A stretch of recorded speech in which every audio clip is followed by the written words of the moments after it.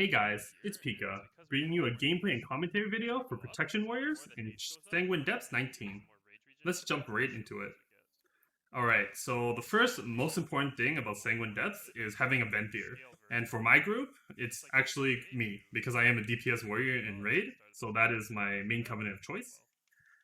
So right here, you want to tank all the mobs right on top of the Venthyr Lantern, but the trick is activating the Lantern while not dying as a Protection Warrior. Because whenever you're trying to use the lantern, as you can see there, I almost died, you're not blocking any of the attacks. So it's a little bit scary, but basically how I typically solve it is I will shockwave the mobs first, and then I will call either a shaman stun, a leg sweep, or trees, which is the best, so that you can use the lantern safely while not getting beat on by any of the mobs. But the first double pull here is not really that scary. It's okay, but the key is eventually I think you would be wanting to pull this 3-pack right here on top of the other first 2-pack on the lantern. So you get around like 9 stacks or 8 stacks of the Sanguine Depths Venthyr buff right there. But it's really scary because of this mistcaller guy right here. So the key to tanking this mistcaller is trying to make sure that every one of its thrusts are in the same spot every single time. It's kind of like a suicide non-stop going back and forth. You can see that I keep trying to point the thrust in the exact same location every single time, unless a trap is forcing me to move out of the spot. And this is just so that your melee just don't randomly die, right? Because melee kind of like, you know, we're even I'm a melee, right? So we have kind of that DPS brain where we just kind of really want to focus on damaging as much as possible. So as a tank, it's your responsibility to try to make sure that the DPS just don't die randomly, and by giving them the least amount of mechanics as possible. So right here, you can just see that I keep aiming the thrust to the sides, whether it be the left or the right, but I really want to clear, like leave a big decent amount of space so that they can easily keep DPSing while avoiding the trash.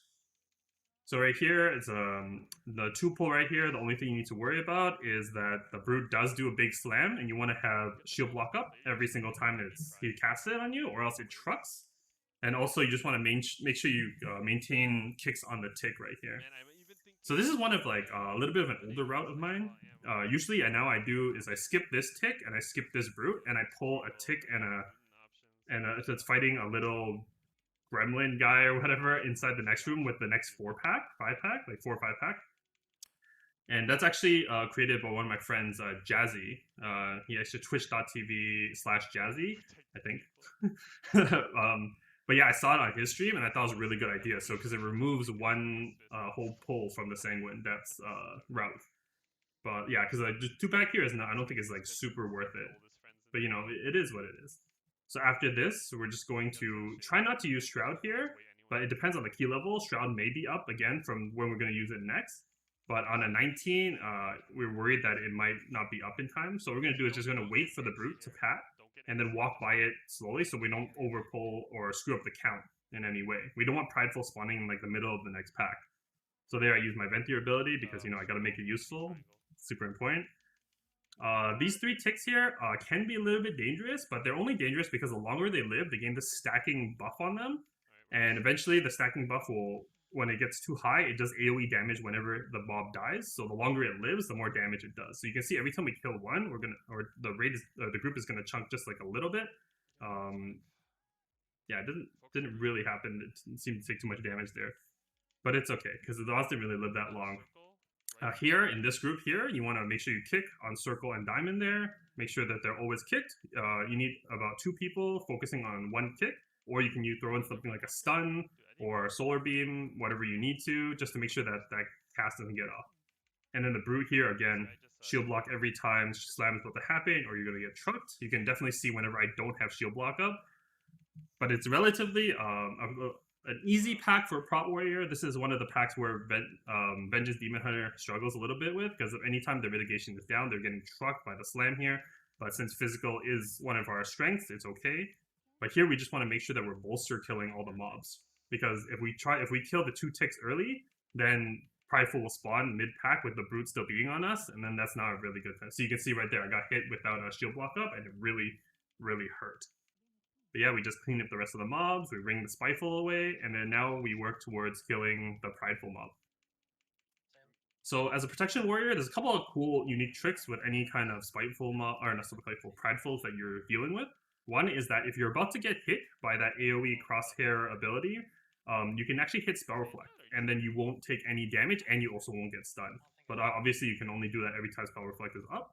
But it's good for if you're ever in a dicey situation, you don't know where it's coming from, just hit Spell Reflect, so you just don't get stunned. And also something that I really like to do on any of the prideful mobs, like when they're very low, I like to hit Rally when I think the mob has about 10, 13 seconds left on it, so that it helps the healer deal with any of the last minute prideful damage, because you don't really want any DPS dying, or else you lose a lot of uptime with prideful, about 10 seconds or something like that, on whatever next pack you're doing. So here again is the first boss. It's pretty easy boss, but this is one of the checks in the dungeon. Basically, you want to make sure you always instantly kick that Hungering Drain. But the difficult part about this boss is that he actually trucks the tank. And he trucks the tank anytime that you don't have shield block up. So this is really where you start to feel the gaps in mitigation from the current tier of Prot Warrior. So how I typically get away with this is I try to weave in shield walls or my trinket, the Hakar trinket, and whenever I don't have shield block up. And then here we go, we have the slam here. I hit one of the balls, so I didn't end up hitting my ball first. There's a couple of strategies on how you can deal with the Severing Smash here. One is how I typically deal with it with my groups, is I tell everybody throw it at the gate side, and then once the orbs pop, we let the tank one pop first. Like I just charge right through it, back into the boss. And then the healer slowly, as he gets the health up for the group, we slowly pop one by one by one. If the healer can't really do it while healing, then we actually use one of our ranged DPS to do it. But right now our healers said that they're fine, so they can do it like this. The other way to drop the orbs is do it on the left or the right side, and then you just kind of kite the boss all in one direction. So right here is one of actually the harder pulls for Prot Warrior. Why this is really hard is that if you're a Vengeance Demon Hunter, you can just silent sigil all the mobs, and then you won't take massive damage from all the spellcasters. But it's not really you have to worry about, it's about the rest of your group here. So what we try to do here is we try to weave in as many stuns, as many fears, individual kicks, to try and stop as many of the spellcasts from going through. One of the most important ones that you see there is the Curse of Suppression. If the Curse of Suppression gets off on your healer, then they won't be able to cast because they're just cursed, and they won't be able to cast until the curse is removed or it expires. So you can see there, we're just trying to do everything that we possibly can. It's a lot easier when you do have a Boomkin, because then they can just use Solar Beam and just interrupt every single mob under the Solar Beam for the longest period of time. So as you can see here, we're just going through this. I'm going to pull the small groups of Gremlins over here. This is like a little bit of scary pack for a lot of other tanks, but again, this is a Prot Warrior dream pull because it's all physical damage. So as long as we have shield block up, we never die here. If you don't have shield block up, then you probably want to stun and kite. They don't do any kind of fervent, so it's fine. But I'm just pulling this right now for count. So we have a good prideful for the second boss in Sanguine Depths. More cookies. Can you stand to the right here? This is one of the unique mobs in here. This actually really hurts. But the only thing that really hurts about this guy is this bleed. So what I typically like to do is just intervene my healer. I usually tell him to stand a little bit behind me or range DPS, so that whenever he's about to cast it, when it's about to finish, you just quickly intervene out to one of your allies, and then you won't get the bleed effect from the slice, the severing slice. The other thing you can do is you can also leap, but usually at higher key levels, he's going to get 2 to 3 slices. So you can see right there, I just use leap to get out of the slice, so you don't get the bleed. So I usually try to do an intervene, leap, intervene on the higher key. Again, this is pretty easy as long as you don't get that bleed. The next pull here is the Oppressor. The Oppressor has 2 abilities. One is Gloom Burst, and the other one is the Dreadful Chain. The Dreadful Chain, whenever it's cast on you, you need to just leap out and break the chain instantly. So you can leap out, you can Door Shadows out, you can intervene out. These are all different ways that I typically deal with it as the pack. One cool thing you can do is that chain that just bursts right there. If you Spell Reflect, it does still put the chain on you, but you don't take any initial damage from the chain. So I don't really do it here because I'm trying to focus on like pulling kicks and stopping all the mobs as much as possible. But if I could do a little bit better, that's probably what I would do. He ringed the Spiteful there just so that they don't beat on him and they can finish killing the Oppressor. Everyone's kind of dying because, Spiteful is super fun for melee, but, it's fine. At least it's fine for tank. We don't deal with anything here. Again, this is the exact same pack. You want to kick the circle and star here. You want to kick the Curse of Suppression so that they don't silence your healer and they won't die, and then you don't die. But I guess this is like a good time to take a look at my talents so we can pull it up. The typical talents that I use for this dungeon is pretty general. I use Ravager, I use Bolster. You don't want to change too much or deviate too much from that. AM is a alternative that people use for raid, but Bolster is just too good at keys because you need that shield block to always be up.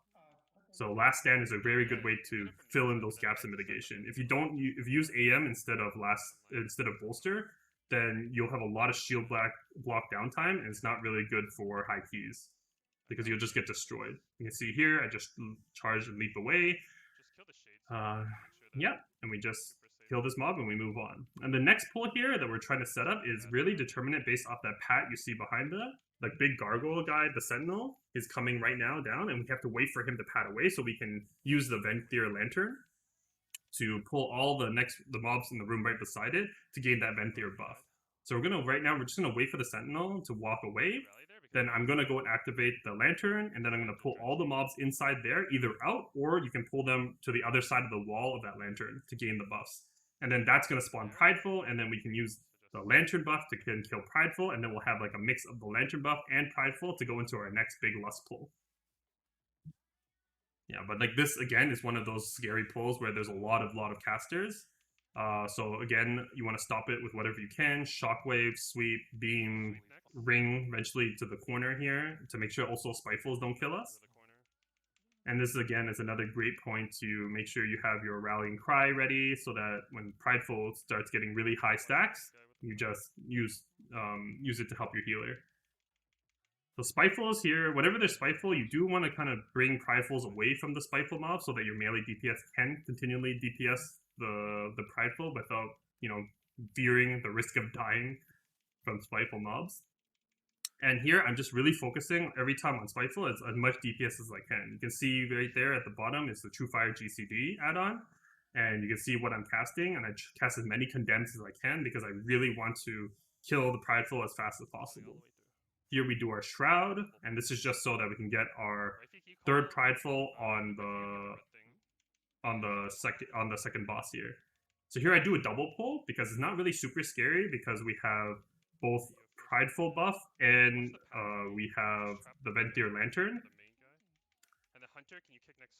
Yeah, we have the Venthyr Lantern for 6 more seconds here, and it's fine. The two main things that need to be kicked here is the Red Fury. He casts an ability called Fury, I think. Yeah, something like that. It's Star in this pull. So usually I assign one melee DPS, in this case Rifey, to just always kick the red mob. And then the Warden has Shackle, that Shackle right there. And then that usually is me kicking it and plus another DPS. And it takes 2 people to kick that mob. But you always want to make sure that you kick the Shackle or else somebody's going to die.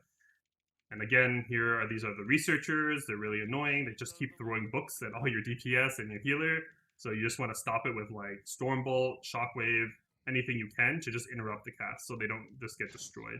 It's okay. This pull is pretty easy, so I'm a little bit wary here because I don't want to pull too much because any one of these Sentinel Gargoyles that are like in stone right here can spawn on any Sanguine key. It's random. There's 6 spawn locations and 2 Sentinels. There'll always be a Sentinel on the left side of the ring, and then there'll always be 1 Sentinel on the right side of the ring. So technically each Sentinel has 3 spots to spawn. So you always want to kind of creep up to it so you don't pull too much with the Sentinel and get overburdened, right? Because you do need to dodge those bleeds, and if it gets chaotic, your melee or your ranged DPS are going to get hit by that bleed, and then they're basically dead. So there's one lantern right here, right beside this mob right here, and it's kind of pretty hard to use because there's no time where you can get too many buffs at one time. I think the max I could ever get was like 3 or 4, and that was like pulling the Warden pack back plus like another pack. And because the only mobs here that give you the Venthyr buff are these Venthyr mobs or whatever. So right there, I think the DPS got hit because he just went off, and all I did was Thunderclap.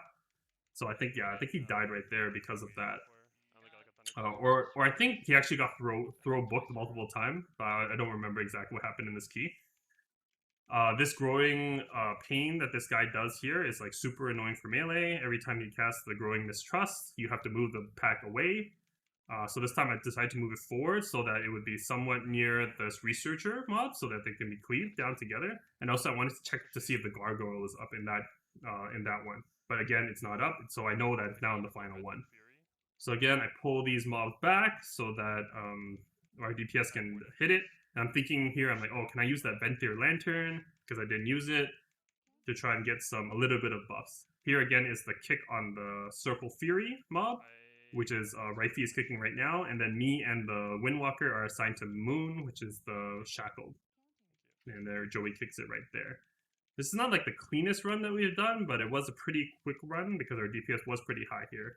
Ooh, I just got trucked there because I did not have shield block for the Warden's slam ability. It is a big physical hit, so that's one of the packs that you do want to make sure you have shield block each time. In between, they're not doing too much damage, so you don't really have to have shield block up. You can just kind of live with ignore pain, but if you have extra charges, go ahead and use it. See, right there is the big crushing strike. If you don't have shield block up, you take a big hit like I did right there. I seem to be really bad at doing it, but I think I hit shield wall there just to make sure I didn't die. I did not have any rage or charges for it.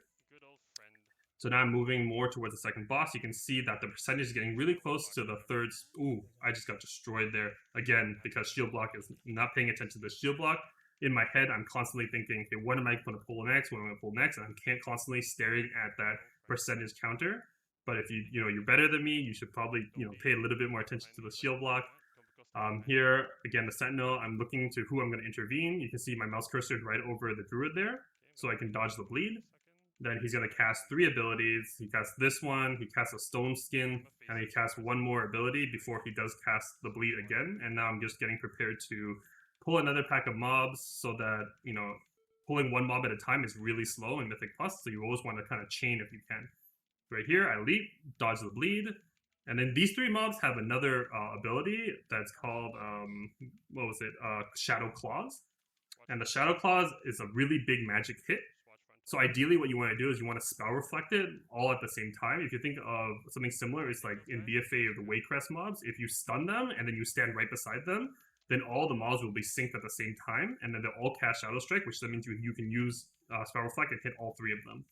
Ideally, you want to spell reflect them when they're enraged, but you can do it right at the beginning too, just if you want good aggro on them. So you can see I keep kiting the Spiteful back because I really don't want to be getting hit by that magic attack from all 3 of those mobs at the same time as tanking the Prideful. I do get smashed there by the AoE ability of Pride, but it's fine. You can see here I just hit my defenses. I'm really just kiting back. You don't really want to be moving with Prideful too much because it does really lower the amount of healing your healer can do, because you won't be in F-flow, you won't be in healing rain, but I kind of got greedy here, so I wanted to pull more mobs with the Prideful. Yep, so then we clear Prideful here, and then we're just going to go straight into boss. The best thing you can do here is help your team with Spitefuls. Anytime you see a Spiteful, you Thunderclap it to do the root or the slow on them, and then you can Stormbolt and Shockwave with any of them if you don't need it. So here is the second boss of Sanguine Depths. It's a very easy tank one. You don't really do a lot. The boss doesn't hit too hard, but you need to make sure that you're calling things for your team, whether you go left or right in the hallway, and also making sure that they kill the ad that spawns. The ad almost 99% of the time will take priority over the boss, because the longer the ad is up, the higher the ticking damage is, and after the ad dies, you need to move away because it drops that growing mistrust on the floor, which just destroys your melee again because they're not paying attention. So you just gotta keep moving the boss slowly backwards. One cool tip here is that if you think you're going to get hit by the tornado that's moving back and forth down the hallway, you can just hit Spell Reflect, and you won't get the debuff that it gives you. And that's like, you don't really want to use it on cooldown, because obviously you want to move the boss with you so that the melee can hit it. But if you are in a really shitty position, like something screwed up, or you're not paying attention, you see it coming last minute, then you do want to hit Spell Reflect. Ooh, the healer just kind of gets destroyed there, but the boss is almost dead, so we are fine. I die here. Joey dies here. Yeah, we're just getting a little bit trucked here because the healer just couldn't heal the castigation that the boss does, but we do end up clearing up this boss, so it's fine. Yeah, it's a little bit messy there. This was like a pug group that I decided to throw together one of the days. It's not the regular team that we run with, but we were just pugging, so it's fine. But that castigation on high keys does a lot of damage. Usually anytime the ad is up plus the boss and the castigation goes up, that DPS needs to either use an immunity or a big defensive cooldown, or they're going to die for sure. The healer cannot heal through the castigation plus an ad going off at the same time. So right now, based off my route, I want to be looking to get about 75% of the trash done before going downstairs so I can spawn Pride for the third boss. So here is like another big scary pack. What I want to do here is I just want to stun them. I go right beside them. I hit my Spell Reflect. Boom. If you look at the DPS meter, I just shot up really high because my Spell Reflect just hit all 5 of those little mobs at the same time. Now I know that their cast has gone through. We wait a little bit before we start kiting because the next time they Shadow Strike, they're all going to be enraged and I don't have Spell Reflect up and you really don't want to tank them. Because if you tank them, you're just basically going to flop. It's like pure magic damage and really, really scary. And then I think there's one researcher there too, which is like completely fine. I'm just going to keep kiting them back and forth down this hallway. I Stormbolt that one because it's a little bit separated. I'm looking to do another big Spell Reflect here, but I'm a little bit scared because if they are desynced at all, one of them will hit the strike on you and you'll be fine. But then the other 3 will cast it and you'll just die. So right there, I decide to take one of the hits from the single guy by itself, and then I will Spell Reflect the other 3 on the mobs there. And also, I kind of go slow in this hallway because that gargoyle to the left right there could spawn as well. So I just want to make sure we don't pull way too much. I don't want to go too forward here because I don't want to spawn that gargoyle. I don't need the trash percentage right now. Like, I mean, I will need it eventually, but right now I don't want to pull it with too many things. If I bring it in with this pack, then the Growing Mistrust is going to jump on the floor, which then will cause me to move back, which then the guy might be doing the bleed at the same time, and then hit and cleave all my melee trying to get out of the Growing Mistrust. So, you know, I decided to take it a little bit slow here. If we were a little bit more coordinated, like this was the regular group, then I would think about pulling also that Stormbone guy if he was there at the Sentinel, so that we can just cleave it. Because doing one pack alone is not really worth it on a high key. So here, again, it's a Sentinel. I think about pulling the Warden pack. I'm thinking about it. I'm scared. Because I was thinking about it so much, I got hit by the bleed. Because I was like, oh, should I pull it? Should I not pull it? I want to chain. I don't want to chain. It's like a little bit of indecisiveness there, but I'm also looking at the percent, and I'm like, do I need that whole pack? Right now I'm pulling the Sentinel. I think I don't pull that Warden pack. I'm pretty sure I pull the Sentinel and I pull the 2-pack behind us. But yeah, here I go for the Intervene again trick. Intervene into Leap into Intervene. You don't want to spin the Sentinel like I am right now too much, because if you keep spinning it, the DPS aren't going to know which side the bleed is being faced to.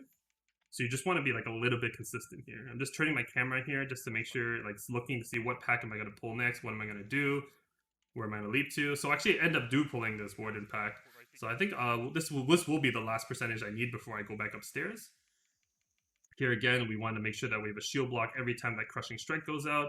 We want to kick the Warden here whenever he casts the Shackle. And we just want to dodge the bleed if at all possible. So the Sentinel goes down, so now the pack becomes really, really easy, because all that you have to worry about here is the Warden. And the DPS seem to be doing really well.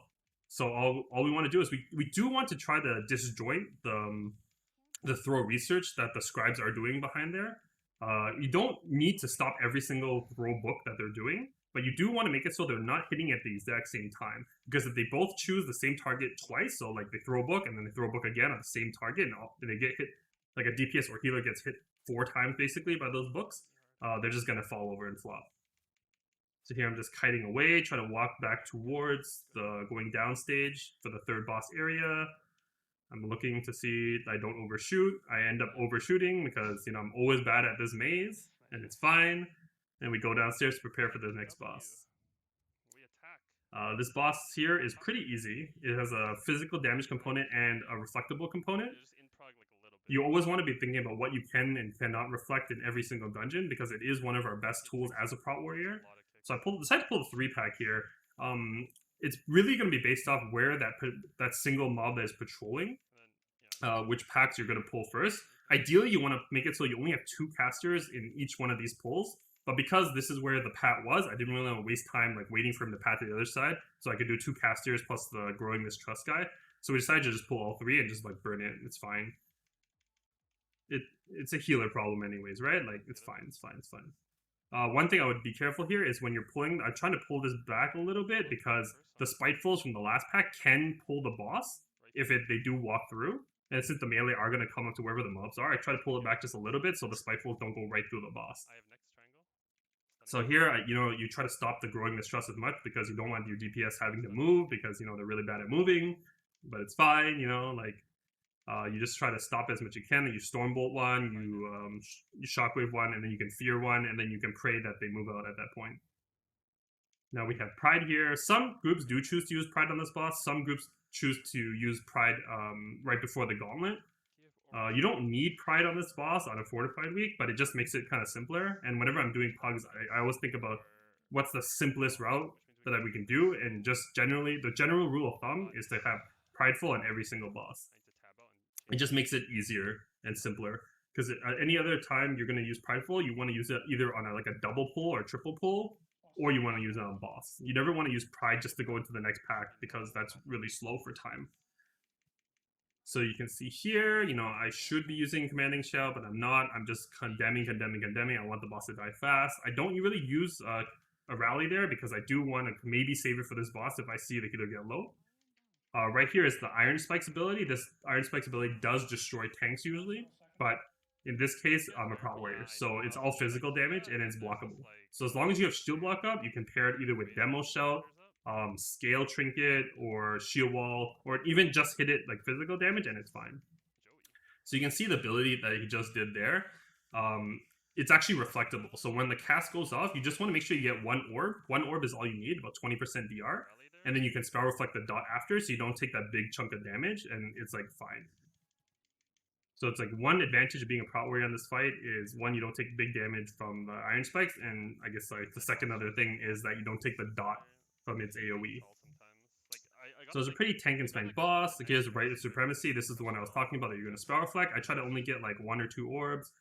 I don't need much more than that, but then you want to hit Spell Reflect. Boom! I hit Spell Reflect there, and you can see on my screen there, I don't get any dots. Dude, I didn't even notice. It's not full screen. My bad. My bad. First commentary video. It's fine. It's fine. Again, shield block every single one, and it's pretty simple. You can see like the power of Prot Warrior is actually pretty good on a lot of boss fights and a lot of parts of the dungeon. I think our weakest thing is that we don't do a lot of single target damage or damage in general. I have a little bit of advantage here because I am Venthyr, whereas most Prot Warriors are probably Kyrian. So my single target damage should be a little bit higher because of Condemn, and you can see me right now as I'm just spamming Condemn, try to kill the boss. Oh, thank God. Alright, now for the real difficult part of the dungeon, which is the Gauntlet. This is where most groups do end up failing the key, because every part of the key before this is pretty standard, pretty easy. As long as you're going in with about 9 to 10 minutes into the Gauntlet, you're completely fine on time. And you can see now that right now I have about 13 minutes, so by the time I get into the Gauntlet, I'll have about 12 minutes, and it'll be completely fine. So I pull all the mobs here. You can actually use the shield ability if you ever feel scared, because it'll be up by the time you get into the Gauntlet. But you just want to keep backing up with this pack. You want to make sure that you're not stepping in any traps, picking any Curse of Suppression. We missed it there, so the healer is silenced right now, but we're fine. This is all physical damage pack, basically, unless you get the Racking Soul. So we just slowly want to keep moving back. We don't want to go crazy with our kiting, because the more you kite as a tank, then the less DPS your DPS is actually going to be able to do, whether it be Fire Mage or like melee, things like that. They have like a certain yardage, and you just want to make sure that you keep the mobs as close as possible, as much as possible. So what I'm doing is we're killing the Huntsman here, and after the Huntsman is dead, you can just walk through all these traps because they'll do no damage, even though they show the visual still. And because we're going to Shroud the next pack, we have to finish clearing these Spitefuls before moving on to the next pack. So again, I just move through these. I'm waiting right now. I'm telling the healer to fully drink full mana, because once we get into the Gauntlet, we're not going to be able to drink at all. It's just going to be constantly the bears coming at us. So we make sure our healer is full on mana before we're going to go and Shroud through. You know, we're just chilling here. We're fine. We're so good on time right now. So we don't want to really pull this pack, because this is like a combination of all 3 scary mobs. This is like a Mistdancer, an Oppressor, plus the guy who drops the bleed. So if you can help it, I like typically to skip it. Some mobs use Pride on that pack so that they can get good percentage, but I really don't like to pull it. But by not pulling that, you're basically saying you're never going to die in the Gauntlet. Because if you wipe in the Gauntlet, you're pretty much over. So here in the key, I'm usually yelling at my DPS. I'm like, please kick. If you have a kick, just kick. Like, doesn't matter what you kick, just kick. Like, make sure you kick something, because the trash is just going to keep destroying people. So I'm just gonna keep tanking the boss. We want to have as much damage on the boss to push it to 90% here. Every 10% the boss moves to the next area or the next part of the gauntlet. So you want to really kill it before moving on to the next pack. I wouldn't really recommend chaining it into the next pack because the next pack is actually one of the scariest packs for the tank. Right here, we're going to use our ability for the shield to stop the gloom squall. And the most annoying thing is that these bears keep coming, so you have like low threat like all the time. So here I just demo shout. The mob is still here. The other tip I can say for this gauntlet is you want to make sure that your melee are max distance away from you and they're all kind of spread out, and everyone in your team here is spread out. Because whenever she jumps away, she's going to put a bleed on everyone around wherever she chooses to bleed. And if you guys are stacked up, there are going to be multiple bleeds that go out. So this is a really scary pack here for any tank. You don't really want to tank this. You want to stun it. You want to gain as much aggro as you can on it. And then you want to like binding shot here. I call for binding shot. We'll call for vortex. We'll sweep. You know, we want to maintain a distance because they do a piercing hit that just destroys tanks. And since there's so many of them, they all do it at the same time. You're just dead. Right? So here I'm just taunting the little bears. I really don't want to ever tank this pack because it's really scary. So ideally, if your team could get ahead of these spitefuls, it would have been great, but we're in no rush here, so we're just going to kill the spitefuls and then move on to the next pack. So this whole gauntlet is about just surviving. Like it takes like a long ass time, but it's definitely worth it if you don't die, right? So right here, I'm just trying to gather up a couple of bears here because the next pack, I'm going to pull it into this Venthyr Lantern. Just like the first Venthyr Lantern I said before, what we're going to do is I'm going to call a stun. Right there, you can see the sweep happen. And then I activate the lantern. That hit my defensives because I'm scared because they were beating on me. But now we're getting all the Venthyr buffs. And you want to do it on this first pack because then it'll move on. You'll be able to hit call here with the buff and then hit call the next time also with the buff before it runs out. We'd rather do it here than the next pack because then you're not gonna have it for call here, right? And call is the scariest pack or scariest mob in this whole gauntlet just because of the bleeds. So you want to get through as fast as possible. So we all come in from Gloom Squall here, and then as soon as Gloom Squall goes out, we all want to spread because she's going to do her jump bleed ability, and then it'll cleave onto everybody if they're all nearby. Yep, see, we get through that phase, and then we go on to pull on to the next pack here. If we're fast, we could have actually pulled this next pack into the whatever was left in the lantern, but we weren't that fast, on 19. So here, again, I'm screaming at my team, just kick, kick, kick. I cannot emphasize enough is that you need to kick. Because if one of those bolts go off on a single person, they're just dead, right? And that's up to your team to just kick. You see, everyone has used their kick. You want to use your stuns. You want to use your fears. Just use everything in your toolkit to possibly help your team here. Then since there's no Venthyr Lantern in this next area, we just want to move into the next pack as soon as possible. We still have 20 seconds of our Venthyr Lantern buff. So this pack should be pretty good. Wow, Joey just got destroyed there. But it's fine. We have the B-Reses to spare. And that's again what I'm talking about. You want to make sure that you're spread out because the more people are around, the more people are going to get the debuff, and then they're just going to fall over because the healer just can't keep up. But like since we have the debuff here, you can see that the health of the boss is just dropping significantly fast. She's already at 76%, and we just started engaging here. Interesting enough, we don't have a fire mage in this group, and fire mage is very good in this corridor because it has combust for like every one of these set of packs. But you know, Hunter Wild Spirits also does the trick, and Windwalker also does a lot of damage, and Rifey is also one of the best rogues there are out there that I've ever met. So you know, we're getting through this gauntlet very well. And also Rifey is really helping me by constantly using tricks on me just to make sure I get those bears, and the Hunter is also emptying me. So we're almost done this gauntlet. We just want to make sure we push her to 70%, and then you're basically home free from the gauntlet, because then no more bears start spawning, and then you can just move safely through the rest of the gauntlet. So after we finish this mob, then we have one more pack to do before we go into the pack room before the boss. Ideally, you can skip it. Like a lot of people do tend to skip it now, and they do prideful after the boss, so they skip the 100 pride. You don't need prideful to kill the last boss because it's not really scary. From damage perspective, you can dodge most of her bleeds that she puts on anybody. So that's why people are now tending to just shroud through the last pack or use invis pots so that they don't get the final pride. And they can just kill the last set of trash after the boss and then skip 100 pride total. So here, those guys have a big smash. You want to make sure you have shield block up. I did it there. I almost died. Luckily, my versatility is keeping me alive. I dodged the bleed there, which was really good. We kicked the stonks in there, and then I really want to stop tanking these mobs, essentially. So these mobs are a lot like the mobs that I said we don't tank ever, like the 5-pack, but there's only like 2 here. So think about how badly it'll hurt to tank the 5-pack, but I'm only taking 2 and the Goliath Sentinel right here. So I think we have 1 more bleed here. No, he's gonna die before that bleed. Yeah, we just finished the pack here, finish all the spitefuls. I don't really want to be tanking this if I can help it. So we just keep moving back. We're looking at the percent. We're good here. We have a lot of time, 5 minutes. That's plenty of time for boss and the trash. So I do elect in this run to pull the trash, and that's just because this was like a semi-pug group. And because it was pug group, I try to not use too many invis skips or shroud skips as possible, because maybe, you know, they're not used to it. They pull, everything goes to crap. So, you know, we just need to, based off this routing here, if we can kill both huntsmen at the same time, then we will get pride and then move into the boss. The only thing scary here is those traps on the floor. If you avoid those traps, you're basically home free. So after this is prideful. It's the last pride of the dungeon. Ideally, like, I think the most optimal strategy now is to skip this pride, and that's just because, you know, the last boss not the scariest, and you're wasting like a minute here. Yes, prideful does give you that pride buff for boss, but the amount of time it takes to kill this boss, let's say, or kill this pride, is about 45 seconds to a minute. And I think the time that the DPS increase it gives you saves maybe 30 seconds on the boss. So generally, it's losing you about 15 seconds to 30 seconds to actually kill pridefuls.